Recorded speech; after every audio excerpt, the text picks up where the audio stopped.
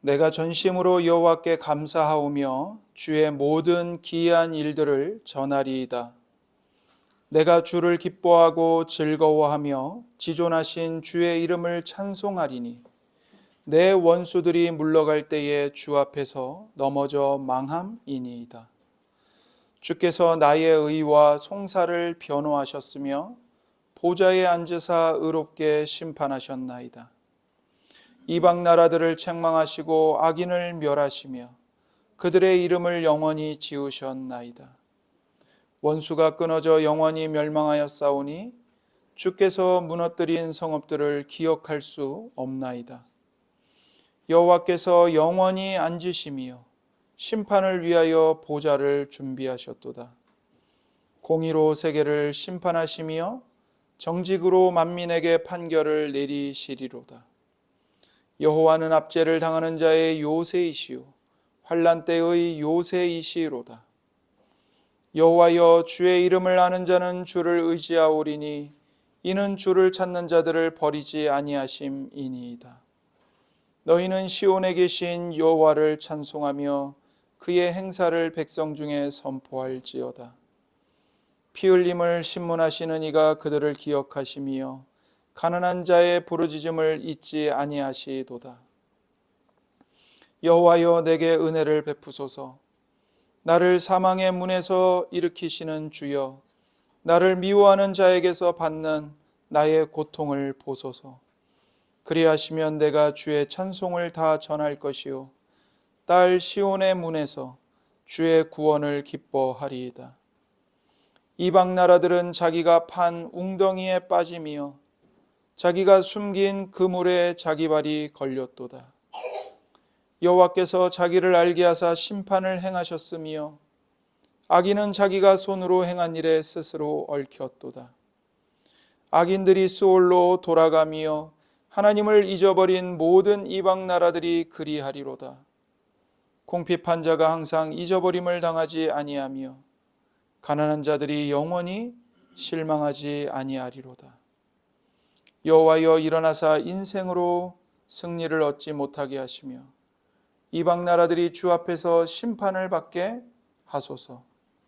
여호와여, 그들을 두렵게 하시며 이방 나라들이 자기는 인생뿐인 줄을 알게 하소서. 아멘. 이는 살아계신 하나님의 말씀입니다. 오늘도 우리에게 말씀하시는 하나님께 감사합니다. 구약 성경에 유명한 이야기들이 많이 나옵니다. 그 유명한 이야기들 가운데 하나를 꼽으라면 솔로몬의 재판 이야기를 꼽을 수 있을 것입니다. 두 여인이 각각 아들을 낳았는데 한 여인이 자다가 자기 아들을 깔아 죽입니다. 그러자 죽은 자기 아들을 다른 여인의 아기와 바꿔치기를 하죠.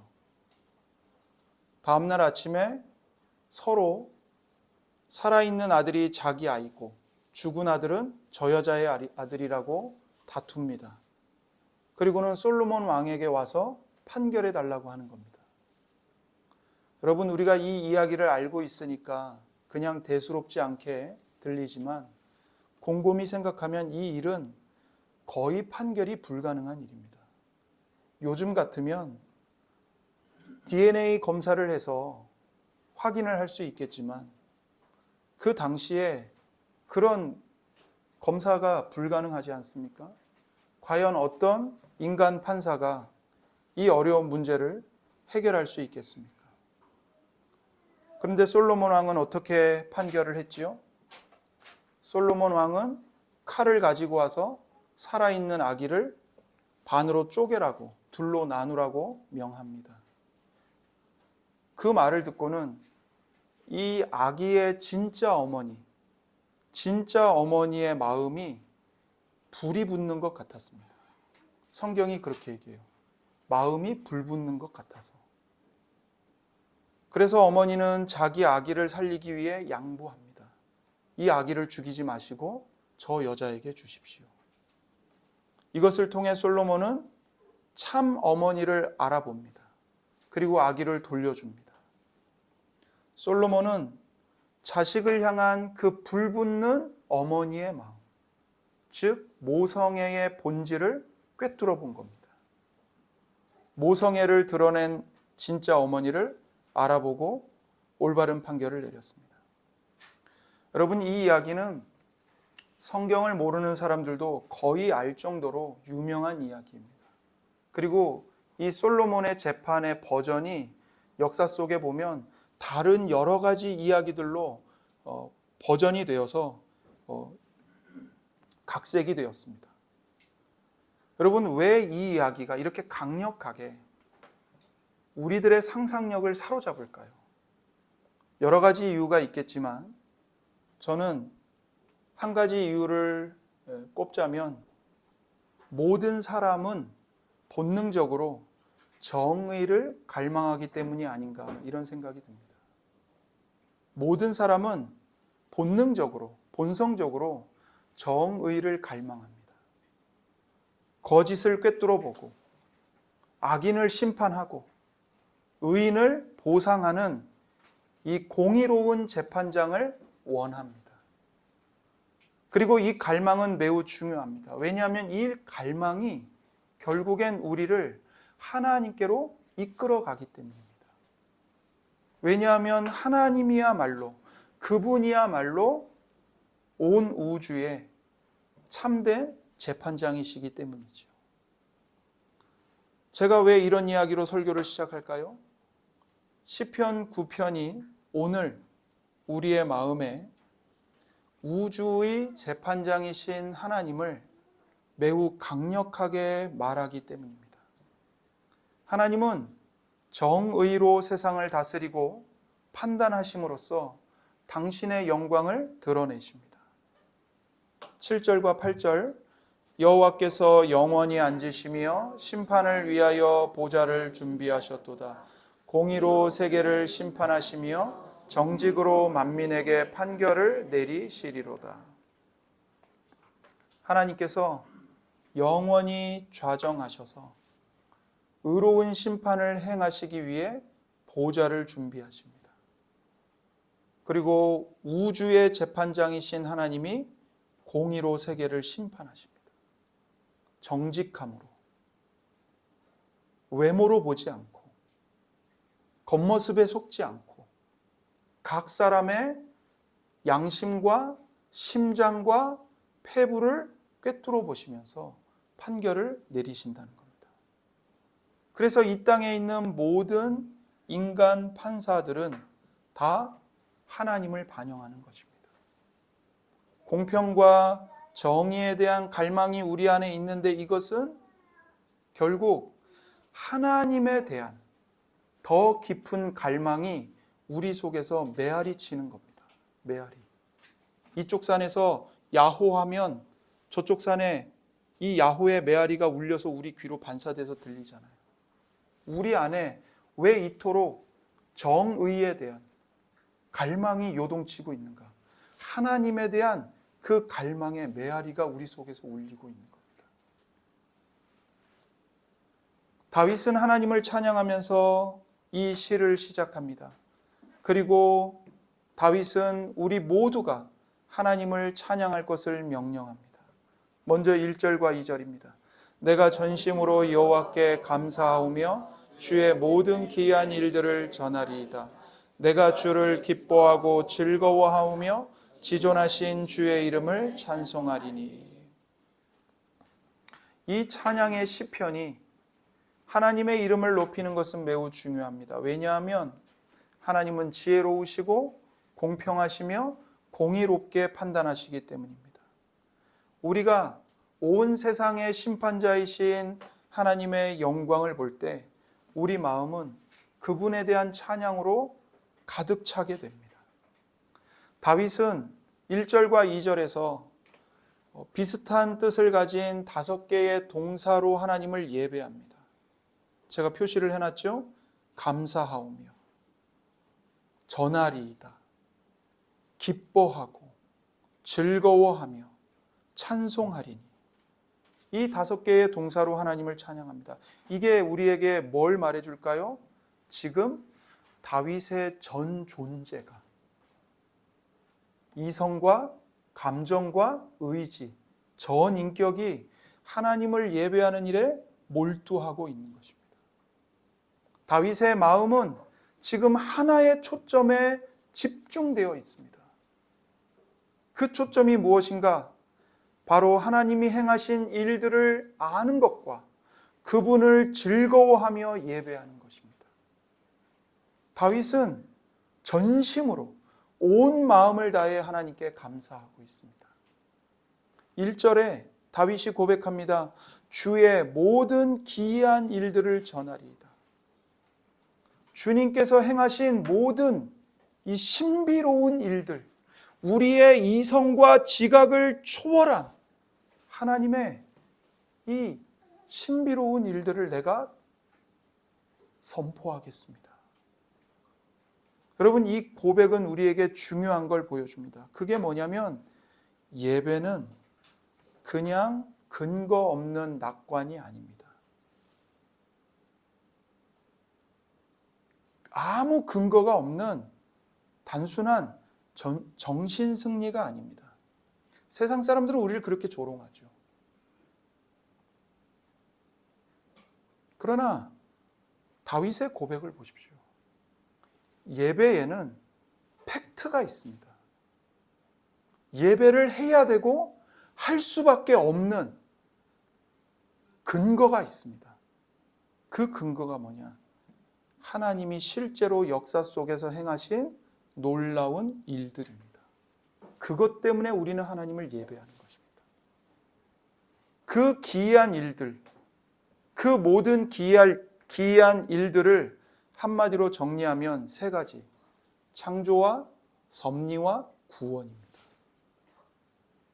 하나님은 세상을 권능 있는 말씀으로 6일 동안에 다 창조하셨습니다. 그리고 마지막 날 7일째에 안식하셨죠. 예배를 받으신 겁니다. 영광을 드러내신 겁니다. 그렇게 창조하신 하나님이 가만히 계시지 않습니다. 내가 창조했으니까 니들이 알아서 해라, 그러지 않으십니다. 매 순간 우리가 셀 수 없는 그 끊임없는 시간 속에서 지금도 이 세상을 섭리하시고 간섭하시고 다스리고 계십니다. 그리고 예수 그리스도를 통해서 모든 죄인들을, 죄인인 우리를 구원하셨고 구원하십니다. 그래서 우리는 이러한 하나님의 하나님 되심을 이성으로 알고 감정으로 그 하나님의 권능과 영광을 기뻐하고 우리의 의지를 다하여 하나님을 사랑하고 순종합니다. 그렇게 전 인격으로 하나님을 즐거워하고 영화롭게 하는 것, 이것이 바로 예배입니다. 이 사실은 우리에게 중요한 질문을 던집니다. 왜 우리는 하나님을 찬양해야 합니까? 왜 하나님은 우리에게 찬양을 요구하실까요? 왜 시편은 하나님에 대한 찬양으로 가득할까요? 어떤 분들은 이게 불편하게 느껴질 수 있습니다. 아니, 하나님이 사람도 아닌데 자기 자랑이 필요하단 말인가? 이렇게 생각할 수 있죠. 하나님도 사람처럼 허영심이 가득해갖고 누군가가 끊임없이 칭찬을 하면서 그 허영심을 채워줘야만 하는 존재란 말인가? 여러분, 솔직히 우리가 만나는 사람들 중에 자기 칭찬만 얘기하고 자기 칭찬만 요구하는 사람이 있으면 얼마나 꼴불견입니까? 만약에 제가 여기서 제가 설교를 얼마나 잘하는지, 성경을 얼마나 많이 알고 제가 주중에 기도를 얼마나 많이 하고 그걸 자랑하고 있다면, 그러면서 여러분이 칭찬해 주기를 바란다면 여러분이 그런 제 모습을 보면서 은혜를 받겠습니까? 덕이 되겠어요? 그러지 않겠죠. 불편하죠. 저 목사가 왜 저러나? 여러분, 그렇다면 과연 하나님도 그런 분이실까요? 우리가 찬양할 때 하나님이 자기 만족을 채우시는 걸까요? 절대로 그렇지 않습니다. 하나님은 연약하지 않습니다. 하나님은 인생이 아니십니다. 하나님은 불안정하지 않으십니다. 하나님은 허영심을 채우려고 찬양을 요구하시지 않습니다. 하나님은 그런 분이 아니십니다. 바울이 아테네에서 설교할 때 이렇게 말했습니다. 사도행전 17장입니다. 우주와 그 가운데 있는 만물을 지으신 하나님께서는 천지의 주제시니 손으로 지은 전에 계시지 아니하시고 또 무엇이 부족한 것처럼 사람의 손으로 섬김을 받으시는 것이 아니니 이는 만민에게 생명과 호흡과 만물을 친히 주시는 이심이라.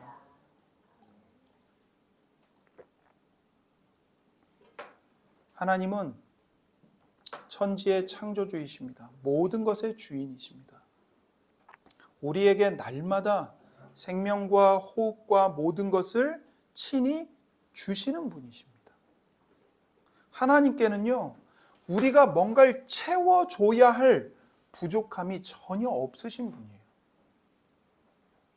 하나님이 허영심을 채우기 위해서 우리에게 예배와 찬양을 요구하는 것이 절대로 아닙니다. 설령 100번 양보해서 하나님께 정말 말이 안 되는 소리지만 사실이 아니지만 어떤 필요가 있다고 칩시다. 그런다 할지라도 과연 우리 같은 아무것도 아닌 약한 피조물들이 그 무한하신 하나님의 필요를 채울 수가 있을까요? 불가능한 일이에요. 여러분, 20세기의 그 탁월한 기독교의 변증가였고 작가였던 C.S. 루이스가 한 말이 있어요. 그분이 정말 탁월한 작품들을 많이 썼거든요. 책들을. 근데 그분이 뭐라고 그랬냐면 이렇게 말해요. 나는 개들이 내 책들을 인정하는 것을 원하지 않는다. 무슨 말인지 알아들으시겠죠? 개들한테 C.S. 루이스가 나 좀 칭찬해줘. 나 이렇게 훌륭한 작품을 썼어. 나 좀 인정해줘. 절대로 그걸 원하지 않는다는 거예요. 하물며 창조주이신 하나님이 먼지와 다를 바 없는 인간의 인정과 칭찬을 필요로 하실까요? 말도 안 되는 소리죠.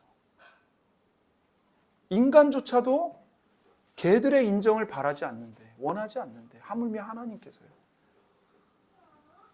그렇다면 도대체 왜 하나님은 우리에게 하나님을 찬양하라고 명령하실까요? 하나님이 우리에게 하나님을 찬양하라고 명령하시는 이유는 사실 예배와 찬양은 하나님을 위한 게 아니라 여러분과 저를 위한 것이기 때문입니다. 찬양은 누구를 위한 거라고요? 하나님을 위한 게 아니고 우리를 위한 거예요. 우리를. 여러분, 우리가 뭔가를 찬양할 때를 한번 생각해 보세요. 여러분, 우리가 찬양을 해요. 하나님만 찬양하는 게 아니라 다른 것들을 찬양해요. 생각해 보세요. 갓난아기의 작은 발가락을 보면서 감탄합니다. 와, 어떻게 이렇게 완벽할 수가 있지? 숲길을 걷다가 향기로운 꽃향기를 맡으면 와, 어떻게 이렇게 향기로울 수가 있지? 감탄해요. 손흥민 선수가 멋진 슛을 넣으면 이거 봤어? 대단하지 않아? 어떻게 이렇게 공을 찰 수가 있지? 방방 떠요. 막 말하고 싶어져요. 이걸 보여주고 싶어져요. 가을에 단풍나무가 붉게 물 들어가는 걸 보면 저것 좀 봐. 얼마나 예쁜지 모르겠어. 가을이 왔어. 감탄이 절로 나옵니다. 우리는 우리에게 기쁨이 주는 것을 본능적으로 찬양하게 됩니다. 그런데 하나님은 온 우주에서 가장 아름답고 가장 설레고 가장 우리의 모든 마음을 끌어당기는 매력적인 분이십니다. 만약 우리가 하나님을 제대로 본다면, 우리의 마음은 찬양으로 터져 나올 겁니다. 그러니 하나님을 찬양하라는 명령은 결국 무슨 말인가? 너의 눈을 열어라. 너의 눈을 열어서 하나님의 영광과 아름다우심을 봐라. 이 명령인 거예요. 우리가 하나님을 뵐 때 자연스럽게 경애와 감탄과 탄성과 경의와 기쁨으로 하나님께 가까이 나아가게 되는 겁니다. 여러분, 사람이 하나님을 찬양하지 않는 이유는 단순합니다. 왜 찬양을 안 할까요? 하나님의 하나님 되심을 보지 못하기 때문입니다. 시편은 우리의 눈을 열어서 하나님의 품성과 그분이 행하신 신비로운 일들을 보여줍니다. 우리 눈에 전시해줘요. 그게 시편이에요. 그리고 하나님의 영광을 본 사람은 반드시 기쁨이 충만하여 찬양하게 됩니다. 또 하나님을 찬양하라는 명령은 우리에게 참된 행복과 즐거움을 누리라는 초대입니다. 초대예요. 왜냐하면 기쁨은 반드시 표현되기 때문입니다. 여러분, 아이들이 놀이터에서 신나게 놀 때 어떻게 놀죠? 아이들이 신나면 조용히 살금살금 노나요? 그렇지 않아요. 아이들이 노는 놀이터에 가보세요. 언제나 거기에는 웃어요. 웃음소리가 들려요. 소리를 질러요. 노래해요. 마찬가지로 우리가 하나님 안에서 참된 기쁨을 맛보게 되면 웃게 되고 노래하게 되고 탄성을 지르게 돼요. 찬양하게 돼요. 찬양은 억지스러운 강요나 의무가 아니에요. 무거운 짐이 아니에요. 오히려 찬양은 우리의 기쁨을 완성시키는 것입니다. 우리의 기쁨이 언제 완성되는가? 찬양할 때 우리의 기쁨이 완성이 돼요. 세상은 사실 이미 찬양으로 가득합니다. 사람들은 연인을 찬양합니다. 좋은 시를 찬양합니다. 아름다운 풍경을 찬양합니다. 스포츠, 음식, 꽃, 산, 영화배우, 심지어 어떤 사람들은 정치인, 유명한 학자들까지 찬양을 해요. 그런데 안타까운 것은 정작 가장 아름답고 우리를 가장 기쁘게 하시고 우리에게 참된 행복을 주시는 하나님, 정말 최고로 지존하신 하나님을 찬양하는 건 거부합니다. 외면합니다. 찬양은 단순한 표현이 아니라 즐거움 자체를 완성하는 것입니다. 우리 마음에 막 기쁨이 터져나와요. 근데 찬양이 없으면 마침표를 안 찍는 거예요. 완성이 안 돼요. 연인들이 서로에게 당신은 정말 아름다워. 넌 최고야. 이렇게 말하는 건 단순한 칭찬이 아니라 사랑의 기쁨을 완성하는 과정인 겁니다. 마찬가지로 우리가 하나님을 찬양할 때 그분 안에서 맛보고 누리고 경험하는 즐거움이 비로소 완성됩니다. 찬양으로 완성됩니다. 하나님은 우리의 찬양이 필요 없으세요.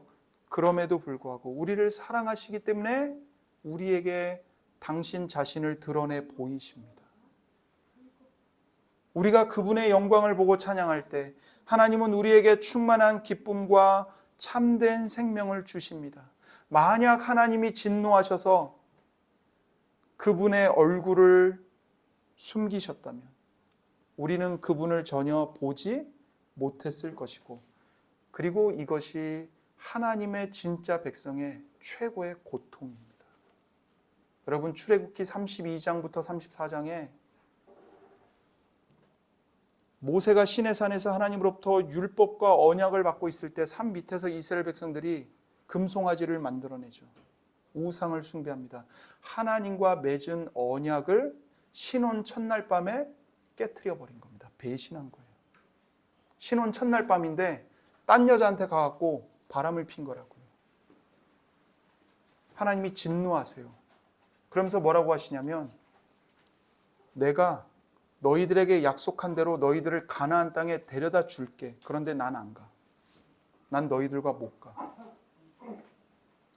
하나님이 이혼을 선언하신 거예요.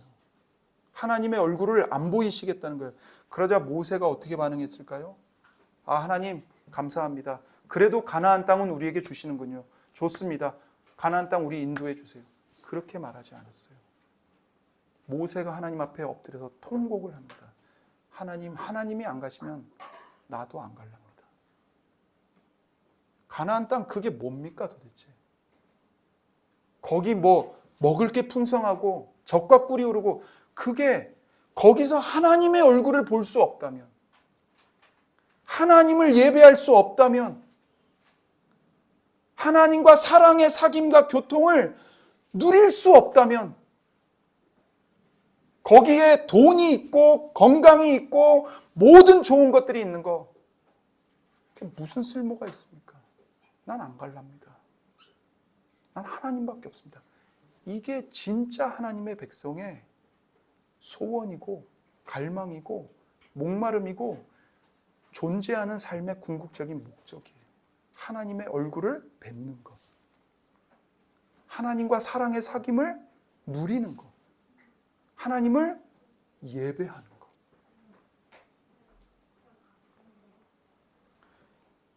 이것이 바로 시편 9편에서 다윗이 하나님을 찬양하는 이유입니다. 그러므로 하나님을 찬양하라는 명령은 우리를 억지로 이 굴복시키는 게 아니라 참된 행복으로 초대하시는 겁니다. 나와 함께 이 행복을 영원히 누리자. 초대하시는 거예요. 그래서 다윗은 이제 이 3절부터 계속해서 하나님이 행하신 놀라운 일들을 찬양합니다. 1절에서 주의 모든 기이한 일들을 내가 전하리이다 고백했잖아요. 이제 3절부터 하나님이 어떤 놀라운 일들을 행하셨는지를 찬양하면서 선포하는 거예요. 가장 먼저 다윗은 과거에 자기를 구원하신 하나님을 찬양합니다. 3절과 4절입니다. 내 원수들이 물러갈 때에 주 앞에서 넘어져 망함이니이다. 주께서 나의 의와 송사를 변호하셨으며 보좌에 앉으사 의롭게 심판하셨나이다. 다윗은 과거에 그의 대적들이 다윗을 위해 싸우시는 하나님 앞에서 패하여 도망가는 모습을 이야기합니다. 다윗이 비록 많은 고난을 겪었지만 그의 삶 속에는요, 늘 하나님이 정의를 바로 세우시는 일들이 계속 있었습니다. 고난받을 때는 오늘 하루밖에 안 보여서 나쁜 놈들이 천하를 다 가진 것처럼 보였어요. 그래서 다윗도 절망하기도 했고 하나님께 비명을 지르기도 했고 원망도 했죠. 그런데 돌이켜보니까 하나님께서는 언제나 공의롭게 심판하시고 구원하셨습니다. 그걸 고백하는 거예요. 악인들이 교만하게 자기를 높이고 자랑하지만 시간이 지나서 보세요. 결국엔 어떻게 되는가? 그들보다 더 강한 자들에게 짓밟힙니다. 자기 교만 때문에 오히려 망합니다. 하나님께서 살아계셔서 모든 것을 다스리시고 심판하십니다. 그래서 두 번째로 다윗은 자기 백성을 구원하신 하나님, 정의로우신 하나님을 찬양합니다. 5절과 6절, 이방 나라들이 책망하시고 악인을 멸하시며 그들의 이름을 영원히 지우셨나이다. 원수가 끊어져 영원히 멸망하였사오니 주께서 무너뜨린 성읍들을 기억할 수 없나이다.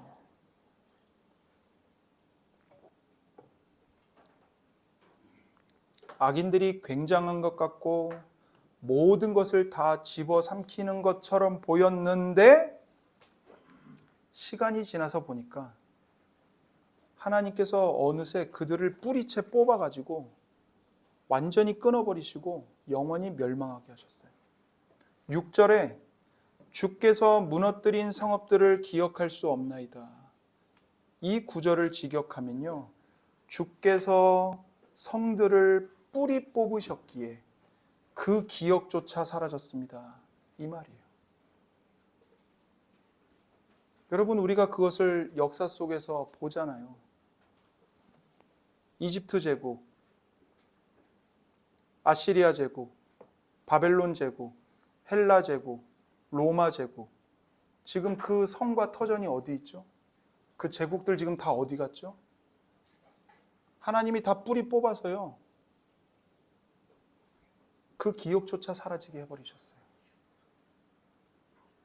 이집트, 아시리아, 바벨론, 페르시아, 그리스, 로마, 이걸 얘기하는 사람들은 고고학자들과 역사학자들밖에 없어요. 우리가 살면서 일상생활에서 그들의 이름을 말합니까? 성경에 나오니까 말하지. 기업조차 사라져버렸어요.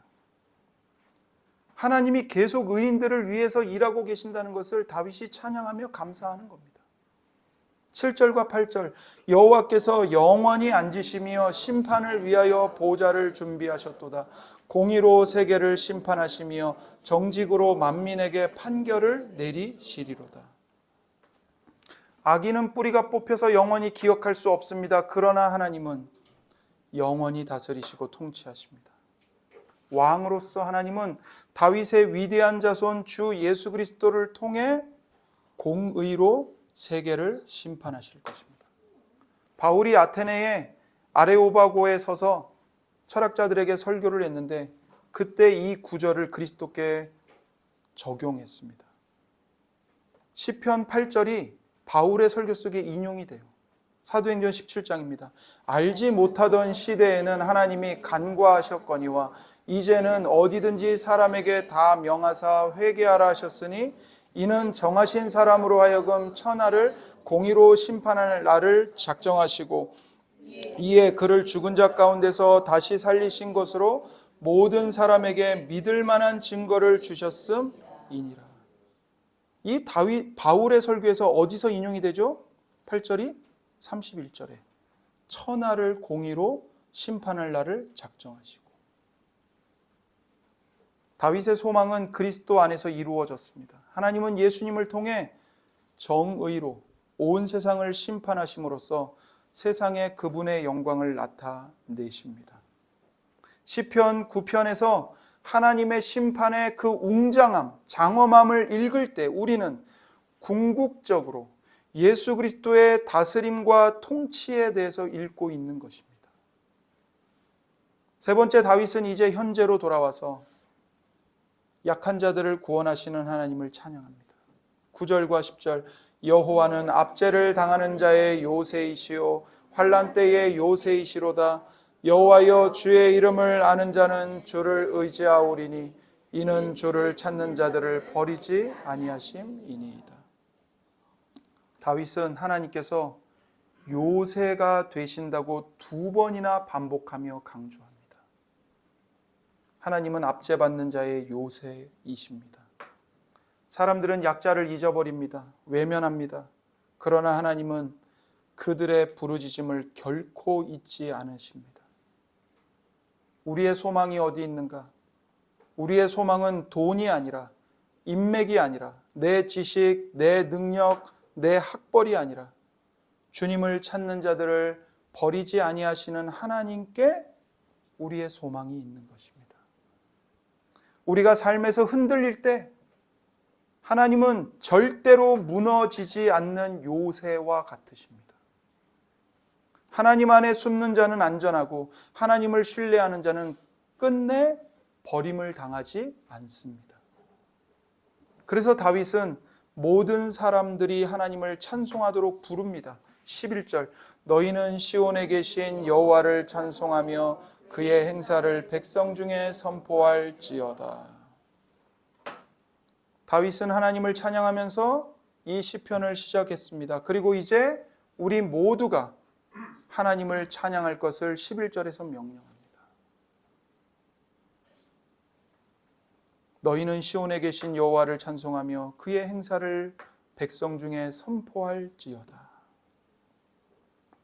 12절, 피 흘림을 신문하시는 이가 그들을 기억하시며 가난한 자의 부르짖음을 잊지 아니하시도다. 여러분, 하나님은 가난한 자의 하나님이십니다. 가난한 자의 부르짖음을 잊지 않으십니다. 하나님은 가난한 자, 가장 작은 아이, 약한 자가 무시당하고 눈물 흘린 것을 잊지 않으십니다. 예수님이 친히 가난한 자가 되셨고 가장 작은 아이가 되셨고 약한 자가 되셨기에 가난한 자의 고통을 너무나 잘 아십니다. 하나님은 십자가에 못 박힌 예수 그리스도를 통해서 공의로 세상을 심판하실 것입니다. 하나님을 찬양한 다윗은 이제 현재의 문제를 놓고 하나님께 기도합니다. 13절과 14절 여호와여 내게 은혜를 베푸소서 나를 사망의 문에서 일으키시는 주여 나를 미워하는 자에게서 받는 나의 고통을 보소서 그리하시면 내가 주의 찬송을 다 전할 것이요 딸 시온의 문에서 주의 구원을 기뻐하리이다. 지금 다윗은 과거에 하나님이 행하신 놀라운 일들을 기억하면서 현재의 문제를 놓고 하나님께 간청하는 겁니다. 다윗은 여기서 사망의 문과 시온의 문을 대조합니다. 주님께서 나를 죽음과 멸망의 입구인 사망의 문에서 일으켜 주십니다. 사망의 문은 죽음으로 들어가는 입구예요. 지금 내가 사망의 입구에 서 있어요. 한 발만 삐끗하면 주님 저 사망의 문으로 굴러 떨어집니다. 그러나 주님은 저를 이 사망의 문에서 일으켜 세우시는 주님이십니다. 이 고백을 해요. 그래서 내가 시온의 문에서 주의 찬송을 다 전하고 주의 구원을 기뻐하겠다는 것입니다. 사망의 문과 시온의 문을 대조하죠. 그러니 내게 은혜를 베풀어 주소서 나의 고통을 보소서 기도하는 것입니다. 딸 시온의 문은 예루살렘과 예루살렘 성문을 뜻하는 겁니다. 예루살렘 도성을 딸 시온이라고 칭하기도 했습니다. 그래서 예루살렘 성문에서 주님을 찬양하겠다는 것입니다. 고대의 성문은 그 도시의 중심입니다. 오늘날로 말하면 시청 앞 광장과 같은 곳입니다. 사람들이 모였던 공개적인 장소예요. 다윗은 그 성문에서 시청 앞 광장에서 모든 사람들 앞에서 자기를 구원하신 이스라엘을 구원하신 하나님을 찬양하고 하나님이 하신 일들을 말하는 것을 선포하는 것을 기뻐하는 것입니다. 모든 사람이 다윗의 찬송을 듣고 하나님의 구원을 기뻐하며 예배하도록 전하겠다는 것이죠. 15절과 16절입니다. 이방 나라들은 자기가 판 웅덩이에 빠짐이여 자기가 숨긴 그물에 자기 발이 걸렸도다. 여호와께서 자기를 알게 하사 심판을 행하셨으며 악인은 자기가 손으로 행한 일에 스스로 얽혔도다.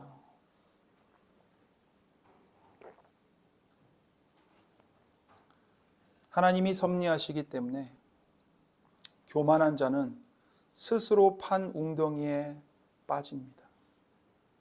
머리가 웅덩이에 처박혀서 그들의 두 다리가 바람결에 나뭇가지처럼 흔들릴 것을 우리가 보게 될 겁니다.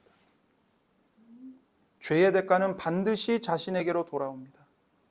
비록 당장은 보이지 않아도 하나님의 정의는 일상 속에서 반드시 이루어집니다. 지금 우리 눈에 보이지 않는다고 해서 하나님의 정의가 사라진 것이 아닙니다. 하나님이 주무시고 계신 것이 아닙니다. 폭력적인 사람은 폭력에 의해 죽습니다. 탐욕적인 사람은 탐욕이 주는 끝도 없는 공허함에 고통당합니다. 먹어도 채워지지 않고 가져도 채워지지 않습니다. 간음을 저지른 사람은 가정이 파괴됩니다.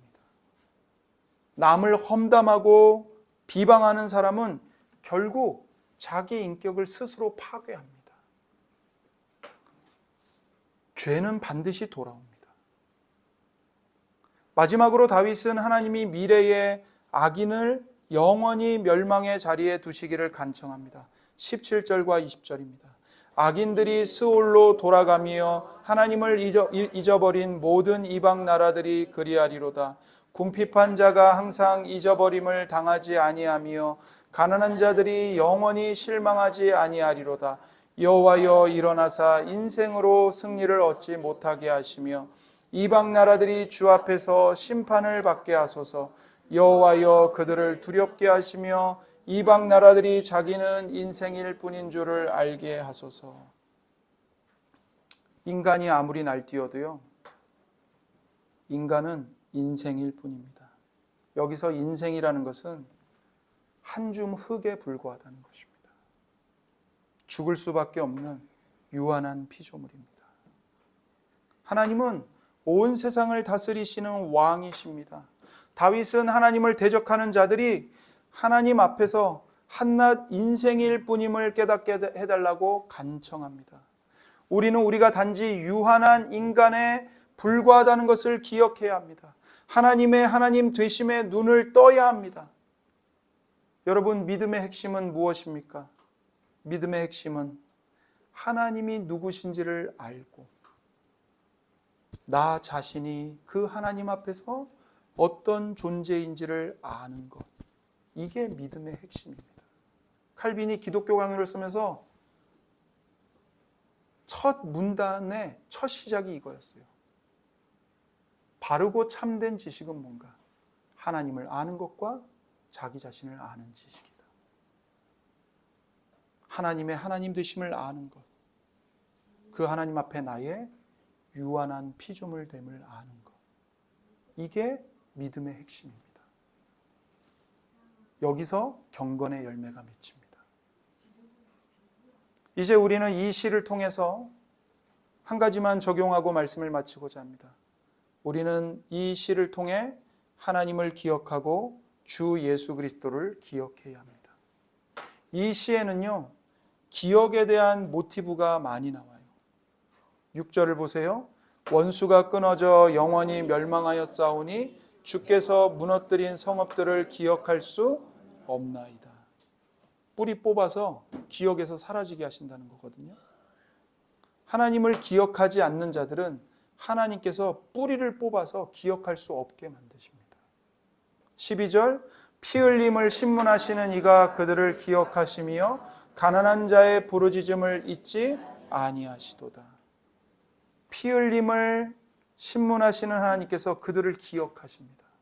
가난하고 핍박받는 사람들을 기억하십니다. 하나님을 기억하는 사람들은 하나님께서 항상 기억하십니다. 가난한 자의 부르짖음을 잊지 아니하십니다. 17절, 악인들이 수올로 돌아가며 하나님을 잊어버린 모든 이방 나라들이 그리하리로다. 하나님을 기억하는 사람들은 하나님께서 항상 기억하십니다. 그러나 하나님을 잊어버린 모든 사람들은 하나님도 잊어버리십니다. 지워버리십니다. 18절, 궁핍한 자가 항상 잊어버림을 당하지 아니하며 가난한 자들이 영원히 실망하지 아니하리로다. 그러나 하나님을 기억하는 사람들, 하나님을 찾는 사람들, 하나님께 달려가 피하는 약한 사람들은 항상 잊어버림을 당하지 않습니다. 하나님이 영원히 기억하십니다. 가난한 자들이 영원히 실망하지 않게 됩니다. 우리가 하나님을 기억하면 하나님은 절대로 우리를 잊지 않으시고 기억하시고 돌아보십니다. 하나님께 감사하고 매 순간 우리는 하나님을 생각해야 합니다. 우리가 힘들 때 하나님을 잊어버리고 분노만 할 때가 있습니다. 하나님은 도대체 어디서 뭘 하고 계시는 거야? 바로 그때 하나님을 기억해야 합니다. 십자가를 기억해야 합니다. 하나님께서 언제나 우리를 기억하신다는 사실을 마음에 되새겨야 합니다. 여러분, 예수님은 평생 고난 가운데서도 하나님을 기억하셨습니다. 그러나 하나님은 마지막 날에 예수님을 잊으셨습니다. 어디서요? 바로 십자가에서요. 하나님이 예수님을 잊어버리십니다. 외면해버리십니다. 나의 하나님, 나의 하나님, 어찌하여 나를 버리셨나이까? 하나님이 나를 잊으셨고 나를 버리셨다는 겁니다. 예수님이 십자가에서 그렇게 우리를 대신하여 하나님께 잊혀지시고 버림받으셨기 때문에 심판받으셨기 때문에 우리가 죄인임에도 불구하고 하나님께서 우리를 영원히 기억하시고 돌보십니다. 아까 우리가 죄는 반드시 자기에게로 돌아온다고 그랬죠? 그렇기 때문에 우리는 예수님께로 달려가야 합니다. 반드시 내 머리에 돌아오는 이 죄의 문제를 해결할 수 있는 분은 예수님 한 분밖에 없습니다. 십자가에서 흘리신 그분의 보혈 외에는 다른 길이 없습니다. 우리는 고통이 너무 크면 하나님이 나를 잊어버리신 것 아닌가? 하나님을 의심합니다. 그러면서 나도 하나님을 잊어버립니다. 에이, 성경 안 읽어. 기도 안 해. 예배 안 드려. 교회 안 가. 내가 이렇게 고통스러운데. 신앙을 지키라고? 하나님을 기억하라고? 예배하라고? 말이 돼? 하나님을 원망하고 불평합니다. 그러나 예수님은 최악의 고통 중에서도 성부 하나님을 잊지 않으셨습니다. 예수님이 그 최악의 고통을 왜 당하셨습니까? 저와 여러분의 죄 때문입니다. 저와 여러분이 하나님을 잊어버린 죄, 저와 여러분이 하나님을 배신한 죄, 저와 여러분이 하나님을 버린 죄, 그 죄에 대한 대가로 예수님이 최악의 고통, 어마무시한 지옥의 고통과 공포에 짓눌리셨습니다. 그러나 그런 가운데서도 예수님은 우리를 위해 성부 하나님을 잊지 않으셨습니다. 기억하셨습니다. 언제나 한결같이 성부 하나님을 찾으셨습니다. 자기가 이 땅에 존재하고 이 땅에서 고난을 받고 이 땅에서 모욕을 받는 것, 내가 사랑하는 아버지께서 택한 자들을 위해 구원하기 위함입니다. 나는 내 고난과 내 죽음이 절대로 아버지 안에서 헛되지 않는다는 걸 압니다. 내가 죽으면, 내가 죽는 대신에 아버지께서 택하신 저들, 아버지와 내가 창세전부터 사랑하기로 작정한 그들이 나의 죽음으로 인해 구원받을 것을 나는 압니다. 그래서 이 십자가의 길을 끝까지 걸어갑니다. 그렇게 하나님을 찾고 찾으셨습니다. 예수님은 십자가에 못 박혀 피를 흘리며 숨이 끊어지는 그 마지막 순간까지도 하나님을 기억하시고 하나님께 자신을 의탁하셨습니다. 누가복음 23장입니다. 예수께서 큰 소리로 불러 이르시되 아버지 내 영혼을 아버지 손에 부탁하나이다 하고 이 말씀을 하신 후 숨지시니라. 그렇게 예수님이 신실하게 하나님을 의지하고 순종하심으로써 우리의 불순종과 배신을 대리속죄하셨습니다. 여러분, 예수님이 마지막에 드리신 이 기도, 아버지 내 영혼을 아버지 손에 부탁하나이다. 예수님의 이 간청은요, 예수님 개인 자신만을 위한 간청이 아닙니다. 예수님 자신 안에 있는 모든 택자들, 모든 믿는 성도들, 창세부터 마지막 날 종말에 이르기까지 하나님의 은혜로 예수님을 믿어 구원받는 모든 하나님의 백성들 전체를 예수님이 지금 자기 가슴에 끌어안고 나와 내 자녀들을 아버지 손에 부탁합니다. 맡기시는 겁니다. 이 기도 속엔 여러분 한 사람 한 사람의 한 분 한 분의 이름과 영혼이 들어가 있는 겁니다. 아버지 내 영혼 안에서 이 가난한 자들, 이 약한 자들의 영혼을 맡아주십시오. 책임져 주십시오. 그렇게 우리의 불순종과 배신을 대리속죄하신 겁니다.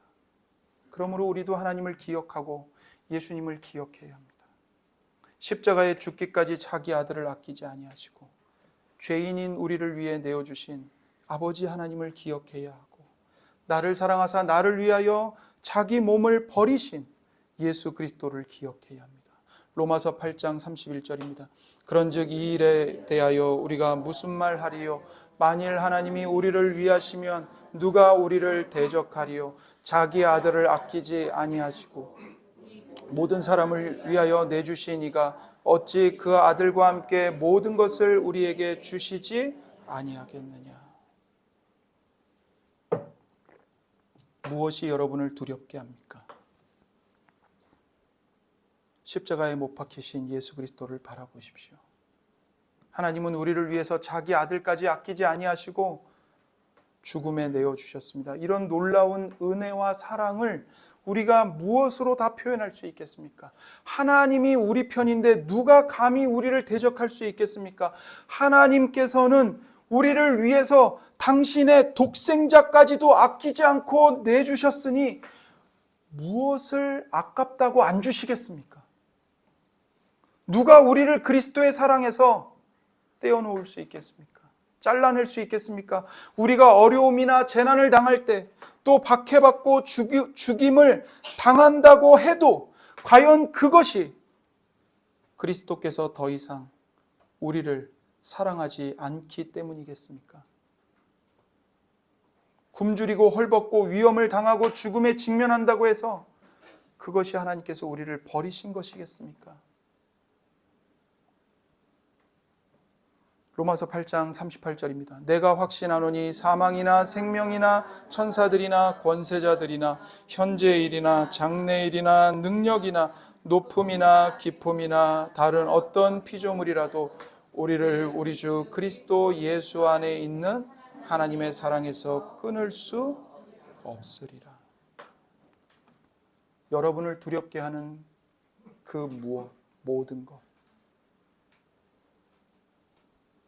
여러분을 걱정하게 만드는 그 모든 것, 여러분을 공포에 사로잡혀서 옴짝달싹하지 못하게 만드는 그 모든 것, 그 어떤 것도 우리 주 그리스도 예수 안에 있는 하나님의 사랑에서 여러분 한 분 한 분을 끊을 수 없습니다. 하나님은 절대로 우리를 잊지 않으십니다. 우리를 절대로 버리지 않으십니다.